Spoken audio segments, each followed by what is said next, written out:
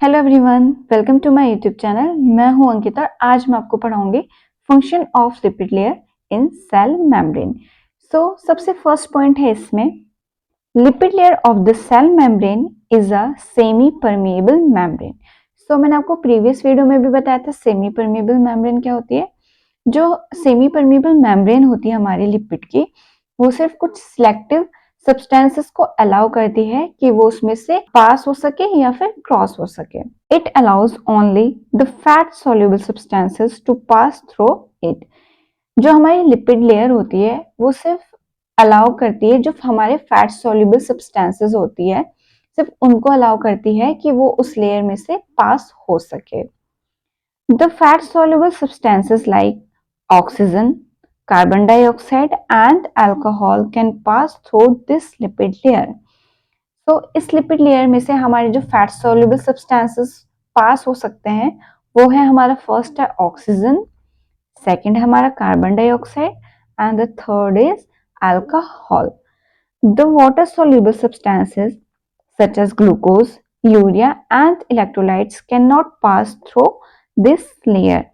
जो हमारे water soluble substances होते हैं वो इस लेयर में से पास नहीं हो सकते हैं। तो हमारे वाटर सोल्यूबल सब्सटेंसेस के एग्जांपल है glucose, urea and electrolytes. Glucose, urea and electrolytes जो होते हैं लिपिड लेयर से क्रॉस नहीं कर सकते हैं क्योंकि हमारे वाटर सोल्यूबल सब्सटेंसेस हैं।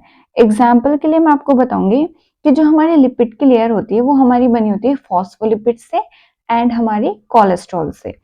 जो हमारा फॉस्फोलिपिड होता है वो हमारा बनता है फॉस्फोरस प्लस फैटी एसिड से। तो जो हमारा फैटी एसिड्स वाले कंपोनेंट्स हो गए एंड कोलेस्ट्रॉल हो गया, ये हमारे फैट्स होते हैं।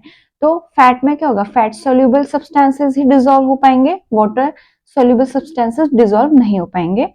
तो सेम मैं इसको डायग्राम में बताती हूँ कि ये मेरी जो है ये मेरी फॉस्फोलिपिड की लेयर है, बाई लेयर है, जिसमें फर्स्ट लेयर ये है एंड सेकेंड लेयर ये रही मेरी और ये रही इसकी टेल्स। जो हमारा हेड होता है वो हमारा पोलर होता है और जो हमारी टेल होती है वो हमारा नॉन पोलर होता है।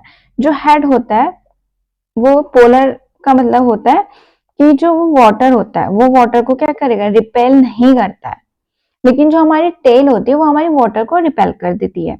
अब इस साइड के हमारा इंट्रा सेल्यूलर फ्लूइड है और इस साइड हमारा एक्स्ट्रा सेल्यूलर फ्लूइड है।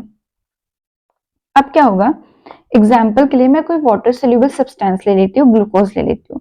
ग्लूकोज जो हमारा पोलर है, यानी कि एक ये वाटर, ये हमारा क्या है, वाटर सोल्यूबल सब्सटेंस है। तो अब जब भी हमारा ग्लूकोज इसमें एंटर करना चाहेगा तो क्या होगा, हेड जो है हमारा पोलर है, ये वाटर को तो पसंद करता है, तो ये क्या करेगा, ये अलाउ कर देगा इसको कि ये इसके अंदर एंटर कर सके। लेकिन जैसे ये हेड को क्रॉस करके अंदर आएगा तो यहाँ पे क्या है, हमारी टेल्स प्रेजेंट है और टेल क्या करती है, वाटर को रिपेल करती है।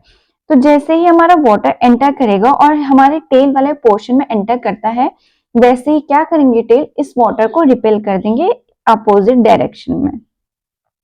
तो यहाँ पे क्या होगा कि जो हमारा ग्लूकोज एंटर कर रहा था वो एंटर नहीं कर पाएगा क्योंकि टेल उसे क्या कर देगी, रिपेल कर देगी, वापस से बाहर एक्स्ट्रा सेल्यूलर फ्लूइड में भेज देगी।